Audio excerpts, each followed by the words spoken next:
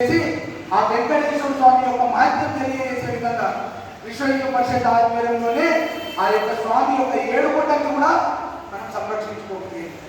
అంటే ఇటువంటి ఉద్యమాలు ఎన్నో కూడా ఏదైతే మన పూర్వీకులు స్వాతంత్ర సమరయోధుల్లో దేవాలయాల కోసము, గో సంరక్షణ కోసం, బాలికల సంరక్షణ కోసం, మఠ మందిరాల్లో మన పురాణ ఇతిహాసాల సంరక్షణ కోసం లక్షల మంది ప్రాణత్యాగం చేశారో ఆ దిశలో ఆ ఫలిత ఆధారంగా ఆ ఫలితాలని సాధించడానికి ఈరోజు విశ్వ హిందూ పరిషత్ ప్రారంభమైంది.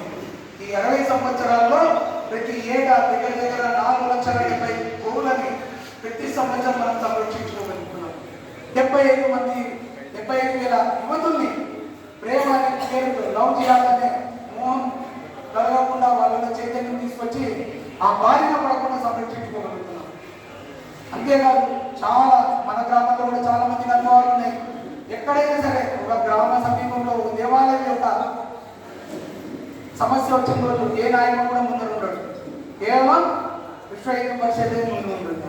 కాబట్టి అటువంటి విశ్వ హిందూ పరిషత్ని మరీ సంఘటితం చేసి ఇంకా బలోపేతం చేయడానికి ఈ 60 సంవత్సరాలని ఆధారంగా గ్రామాన్న ప్రతి ఒక్కరు కూడా ఈ యొక్క బాధ్యతలో ఈ యొక్క సంస్థల బాధ్యతలు చేకూర్చి తీసుకోవాలని ఆశిస్తూ ఈ అవకాశం ఇచ్చిన మీ అందరికీ ధన్యవాదాలు. జై శ్రీరామ్. ధన్యవాదాలు సార్. తర్వాత పోలీసు సతీష్ గారు ఆలోచన తీసుకుంటూ కూర్చోండి. వసుదేవసుతం దేవం కంసచానూరమర్దనం దేవకీ పరమానందం కృష్ణం వందే జగత్. గౌరవనీయులైన మన ఈనాటి కార్యక్రమానికి అధ్యక్షులు రమేష్ గారు, ముఖ్య అధ్యక్షులు చట్టం గారు, సెకండరీ అధ్యక్షులు వీరబాబు గారు, అదే కార్యకర్త ప్రసాద్ గారు, మన జిల్లా ఉపాధ్యక్షులు,